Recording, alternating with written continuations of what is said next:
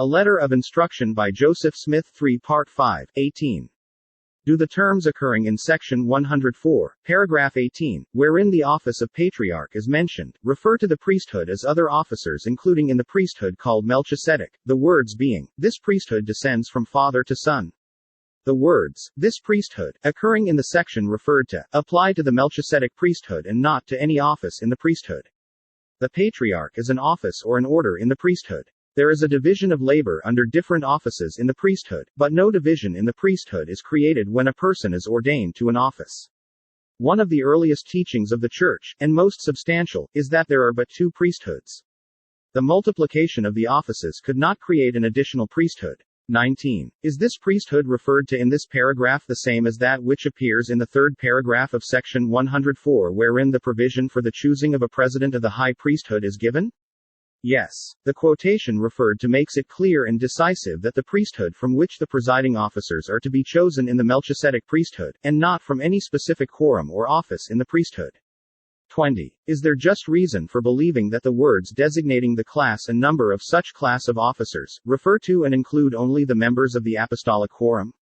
The value of this question will be seen when it occurs to the reader that there is an organized boy professing belief in the priesthood as given by revelation to the Church, who construe the language occurring in paragraph 11, of section 104, designating the class of officers from among whom the three presiding high priests, constituting the quorum of the first presidency are to be chosen as applying to the apostolic quorum only, assuming that the words, three presiding high priests, mean only those who have already been chosen and ordained as such presiding high priests. Acting upon this interpretation of the language, they have assumed the right to confine the choice and ordination to the presidency to those who have previously been ordained apostles of the quorum of 12.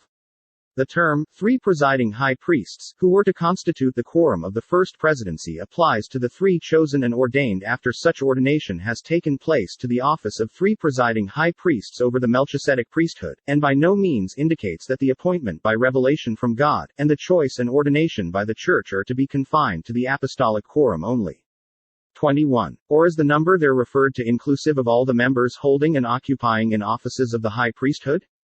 The choice by revelation is at the disposition of the Lord. He has the right to designate whom he may choose, but when the matter is left to the action of the body, those holding the high priesthood, known as Melchisedec, whether members of any quorum or not, would be eligible. 22. Do the revelations given in the Book of Doctrine and Covenants justify the belief that a son of a president of the Church, duly called by revelation and ordained and sustained by the Church, is eligible to succeed his father as president, other qualifications of fitness being equal, with other members of the high priesthood? Do such revelations justify a belief that such a son should be chosen to succeed his father as president? Following the legendary teaching of the eldership and the precedent established in the reorganizing of the Church, based upon the revelations which were accepted and on record at the death of Joseph and Hiram Smith, the eldest living son of a president of the high priesthood acting as president of the Church would be eligible under the considerations named in the question. Unless such action was contravened by revelation directing otherwise, such son should be chosen. This would be in harmony and consistent with the precedents of history and the legendary teaching referred to.